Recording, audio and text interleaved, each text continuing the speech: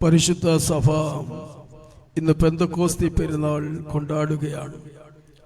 നമുക്കെല്ലാവർക്കും അറിവുള്ളതുപോലെ പരിശുദ്ധാത്മാവിനെ സഭയിൽ ഇറക്കിക്കൊണ്ടുവന്ന സുദിനമാണ്, ദൈവത്താൽ അയക്കപ്പെട്ട ദിവസമാണ് പെന്തക്കോസ്തി ദിവസം. പരിശുദ്ധ സഭയെ സംബന്ധിച്ചിടത്തോളം ഉയർപ്പിന് ശേഷമുള്ള 50ാമത്തെ ദിവസത്തിലാണ് അത് സംഭവിക്കുക.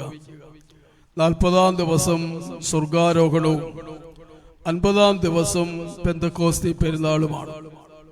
സ്വർഗാരോഹണം മുതൽ പെന്തക്കോസ്തി വരെയുള്ള 10 ദിവസങ്ങൾ പരിശുദ്ധ സഭ വളരെ കരുതലോടെ കാത്തിരിപ്പിന്റെ ദിവസങ്ങളായി കൊണ്ടാടുന്നു. ഈ കാത്തിരിപ്പിന്റെ ദിവസങ്ങളിലൂടെ എന്താണ് അർത്ഥമാക്കുക?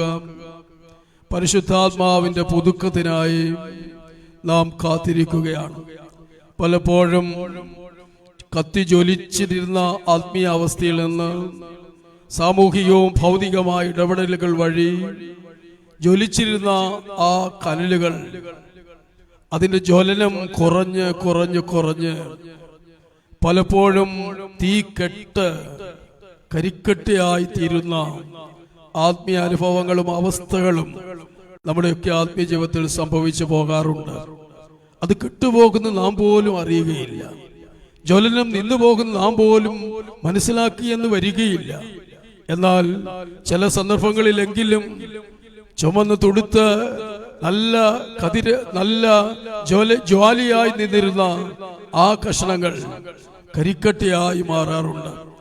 അങ്ങനെയുള്ള അവസരങ്ങളിൽ പണ്ട് നമ്മുടെ അമ്മച്ചിമാർ ചെയ്തതുപോലെ, അതിരാവിലെ അടുക്കളയിൽ തീയുണ്ടാക്കാൻ ചെയ്തതുപോലെ, ആ കനലുകളിൽ അവശേഷിക്കുന്ന ചെറിയ ജ്വലനകളെ ഊതി ഊതി ഊതി ഊതി പെരിപ്പിച്ച് അത് വീണ്ടും കത്തിച്ച് ആളിപ്പടരുന്ന അവസ്ഥയിലേക്ക് മാറ്റുന്ന ആ വലിയ പ്രക്രിയയാണ് പെന്തക്കോസ്തി. അതായത് പരിശുദ്ധാത്മാവ് ഇല്ലെന്നല്ല, പരിശുദ്ധ മാമോദീസായിലൂടെ നാം എല്ലാവരും അത് ആർജിച്ചിട്ടുണ്ടെങ്കിലും നമ്മുടെ നമ്മുടെ ഭൗതികവും അതോടൊപ്പം തന്നെ ഈ ലോകസംബന്ധമായ ജീവിതം വഴി അണഞ്ഞു പോയിട്ടുണ്ടെങ്കിൽ, കെട്ടുപോയിട്ടുണ്ടെങ്കിൽ, കരിക്കട്ടയായി തീർന്നിട്ടുണ്ടെങ്കിൽ ഒന്ന് ഊതി പെരിപ്പിച്ച് അതിനെ പുതുക്കിയെടുക്കാൻ, അതിനെ നവീകരിക്കുവാൻ ഉള്ള ഒരു വലിയ ഉദ്യമം കൂടിയാണ് ഈ ദിവസം എന്നുള്ളത് ഞാൻ ഓർപ്പിക്കട്ടെ. അതോടൊപ്പം തന്നെ പരിശുദ്ധ സഭയുടെ മാമോദീസ എന്നാണ് ഈ പെന്തക്കോസ്തി പെരുന്നാളിനെ പിതാക്കന്മാർ വിശേഷിപ്പിക്കുന്നത്.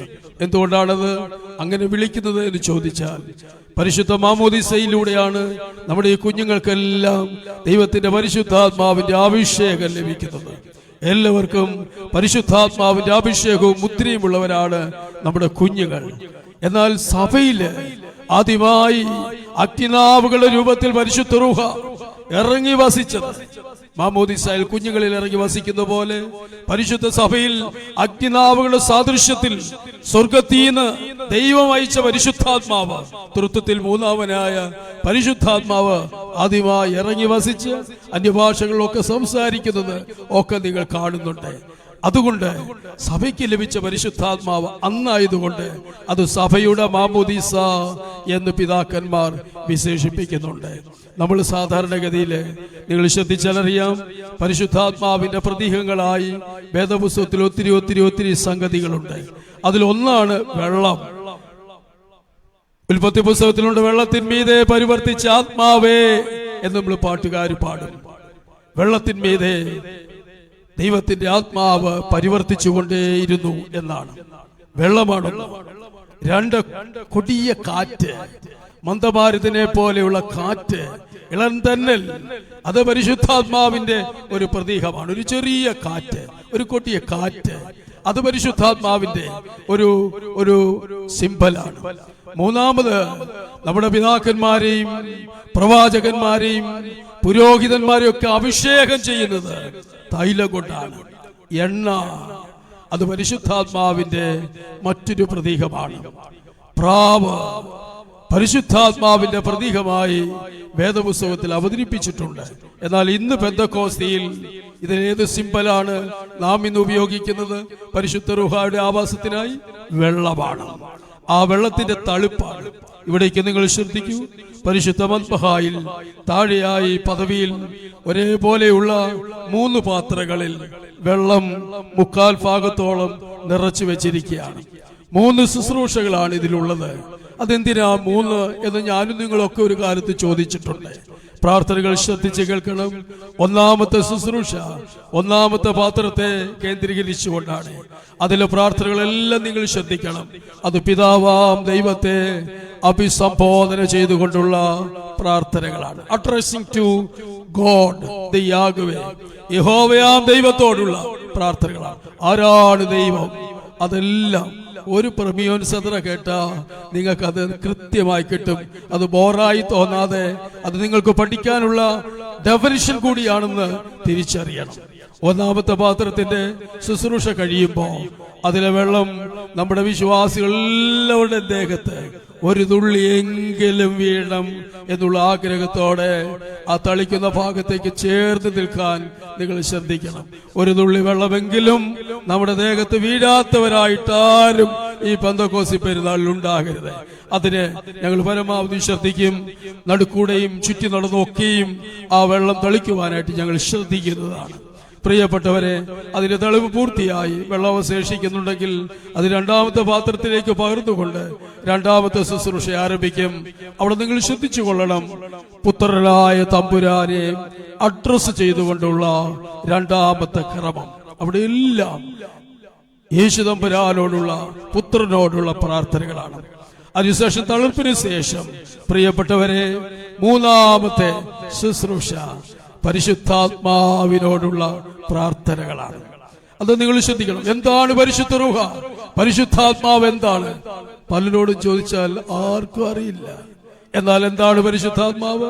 അത് പിതാവിൽ നിന്ന് എങ്ങനെ യോജിച്ചിരിക്കുന്നു, എങ്ങനെ പിരിഞ്ഞിരിക്കുന്നു, ഇത് മൂന്നായിരിക്കുമ്പോൾ എങ്ങനെ യോജിക്കുന്നു, ഇതെല്ലാം തിയോളജിക്കലായിട്ട് തന്നെ ഇന്നത്തെ പ്രീമിയർ സദറാകളിൽ ഉണ്ട് എന്നുള്ളത് ഞാൻ പ്രത്യേകം ഓർപ്പിക്കുന്നു. ഓരോ ശുശ്രൂഷ ഒടുവിൽ നിലത്ത് മുട്ടുകുത്തി പരിശുദ്ധാത്മാവിന്റെ പുതുക്കത്തിന് വേണ്ടി പ്രാർത്ഥിപ്പീൻ എന്ന് അച്ഛന്റെ ആഹ്വാനം ലഭിച്ചാൽ എല്ലാവരും അതാത് സ്ഥലത്ത് മുട്ടുകുത്തി. അതൊരു ചടങ്ങാക്കല്ലേ. ശരിക്കും കണ്ണുകളടച്ച് കർത്താവേ, എന്നോട്, എന്റെ കുടുംബത്തോട്, എന്റെ പ്രിയപ്പെട്ടവരോട് നീ കരുണ കാണിക്കണമേ എന്ന അർത്ഥത്തിൽ തന്നെ ആത്മാർത്ഥമായി പലപ്പോഴും നമ്മുടെ ആരാധനകൾ ചടങ്ങുകളായി മാറാറുണ്ടെന്ന് എനിക്കറിയാമെന്നുള്ളത് ഓർപ്പിക്കുകയാണ്. ചെയ്യുന്ന കർമ്മങ്ങൾ 100% അർത്ഥവത്തായി കുമ്പിട്ട് ദൈവാത്മശക്തിയാൽ എഴുന്നേൽപ്പി എന്ന് പറയുമ്പോ ആ ശക്തി, പരിശുദ്ധാത്മാവിന്റെ ഊക്ക് നമുക്ക് ലഭിച്ചു എന്നുള്ള തോന്നലോട് ചാടി എഴുന്നേറ്റ് നിൽക്കുമ്പോൾ ആ തളുപ്പ് നിങ്ങളുടെ ഓരോരുത്തരുടെയും ഭാഗത്തേക്ക് വരും. എല്ലാ അർത്ഥവത്തായി ചെയ്യുവാൻ ഇടയാകട്ടെ. കൊച്ചനും ഞാനും കൂടിയാണ്. നിങ്ങൾക്കൊരു വെറൈറ്റി ആയിരിക്കുമെന്ന് എനിക്കറിയാം. ഞങ്ങൾ രണ്ടുപേരും കൂടിയാണ് ഈ ശുശ്രൂഷകൾ അനുഷ്ഠിക്കുന്നത്. ഒന്നാമത്തെ ക്രമത്തിന് ബലഹീനനായി ഞാനും, രണ്ടാമത്തെ ക്രമത്തിന് അച്ഛനും, വീണ്ടും മൂന്നാമത്തെ ക്രമത്തിന് ബലഹീനായി ഞാനും. അങ്ങനെ ഞങ്ങൾ ഒരുമിച്ച് ഒരേ ആത്മാവിൽ നിന്നുകൊണ്ട് ഈ ശുശ്രൂഷ നിങ്ങൾക്ക് വേണ്ടി അനുഷ്ഠിക്കുന്നു. എല്ലാവരും പ്രാർത്ഥനയോടെ ശ്രദ്ധിക്കണം, ശ്രവിക്കണം, ആസ്വദിക്കണം, അനുഭവിക്കണം, അനുഷ്ഠിക്കണം എന്ന് ഓർപ്പിച്ചുകൊണ്ട് ഈ പെന്തക്കോസ്തി പെരുന്നാൾ അതിന്റെ തളുപ്പ് നമുക്ക് എല്ലാവർക്കും ഒരു അനുഗ്രഹമായി തീരട്ടെ എന്ന് പ്രത്യേകം പ്രാർത്ഥിച്ചുകൊണ്ട് ഞാൻ വാക്കുകളെ ചുരുക്കിയാണ്. വെളിയിലെ പള്ളിയിലകത്ത് സ്ഥലമില്ലാത്തതുകൊണ്ട് ധാരാളം പേര് പുറത്തു നിൽപ്പുണ്ട്. തളുപ്പിന്റെ സമയത്തെങ്കിലും വാതിലിനോട് ചേർന്ന് നിന്ന് ഒരു തുള്ളി വെള്ളമെങ്കിലും നിങ്ങളുടെ ശരീരത്തിലും വീഴുന്നു എന്ന് ഉറപ്പാക്കാൻ എല്ലാവരും ശ്രദ്ധിക്കണമേ. നമുക്ക് പ്രാർത്ഥിക്കാം.